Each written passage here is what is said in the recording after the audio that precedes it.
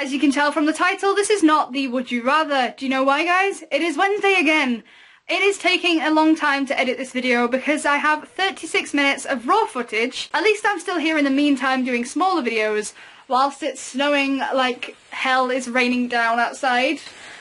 This week's topic for Top 5 Wednesday, which is why I'm here, is your top 5 anti-heroes, or anti-heroes if you want to say it like that. And it's not one that I'm really familiar with, like the topic-wise. It's not something that I've really experienced very much. So I do apologise if you think my suggestions are a little bit rubbish, but I tried, and here we go. Coming in at number 5 this week, I have George from Of Mice and Men. The reason why is because although he does care about Lenny, and he does care for Lenny, he is a very selfish character. He thinks about himself more than he thinks about the two of them. And I think really the ending is obviously what puts most people off him as a character for life, because it seems, although it's the best thing for Lenny, well, it's not really the best thing for Lenny, but it shows that he's willing to just kill off his best friend in order for him to just move on.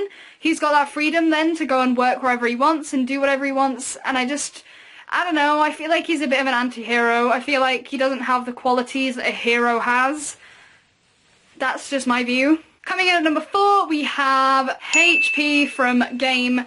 I finished this finally, and I did enjoy it, but that's for another time. Anyway, HP in this does not have the qualities of a hero at all, and why we even like him as a protagonist is seriously questionable. He is a criminal, he is pretty much a manslaughterer, even though that's not a term that you can use, and he does a lot of things that just are not good and are not typical of a protagonist who is a hero. He's arrogant, he's got a lot of focus on himself, he's a bit selfish, he doesn't care about other people. Even his sister, he doesn't really care about, even though she's the only person he's got left, and it just seems like he's a twat, to be perfectly honest, especially with Manga / Farouk.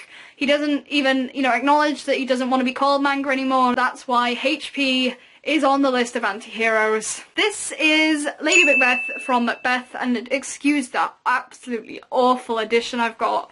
This is what studying does to me. But anyway, Lady Macbeth is possibly the most famous anti-heroine, who is probably one of the first anti-heroines to come out as well. Even though she is kind of a secondary protagonist, she's a very evil woman.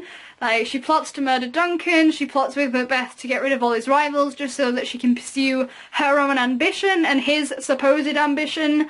And honestly, she is the example, the primary best femme fatale example of a anti-hero, and I'm putting her third because I like the other ones better than this one. Number 2 this week is going to be Sophie from The School for Good and Evil. I almost forgot that she was a kind of anti-hero, but then I spotted the cover and I was like, yes, I know that you can do this.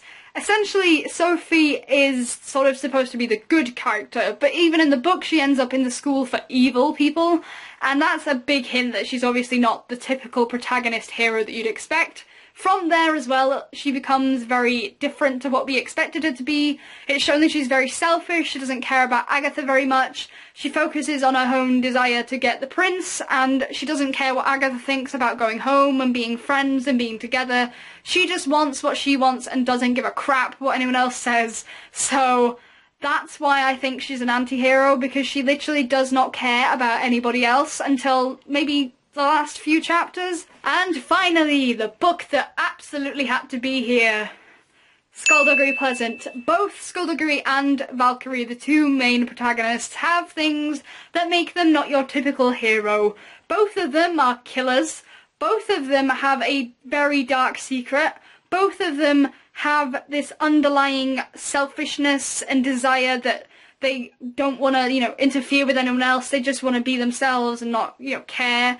They have a very sort of anti-heroic, if that's a term, streak to them, and I feel like they don't have the qualities that we'd expect. Even though they're very lovable because of their personalities and their traits, they do have these underlying things that you just think, that's not what a hero does, that's not what a hero has, and that's basically why this is my top choice, because not only is it my favourite book, but Derek Landy does not only design the typical protagonists that every other YA book, etc. seems to try and capture, he creates heroes that are also anti-heroes and that develop from one to the other to finally become the best version of themselves that they can be. that got a lot more deeper than it was supposed to. So the characters from these 5 books are my anti-heroes for this week. I know it's not really the best Top 5 Wednesday I've done, but I had to try and, you know, pick 5, and I think that these guys do count. I think that they're, you know, worth a shot, so yeah, that's basically it. I hope you enjoyed this video. I do promise, I sincerely do promise that the Would You Rather will be next. I swear, and to end this video I've got to put those down. Bye! I have made a new book blog. I am moving my book blog from Webs to Blogger, so if you would follow it and check it out, that would be wonderful. It is British Biblioholic at blah.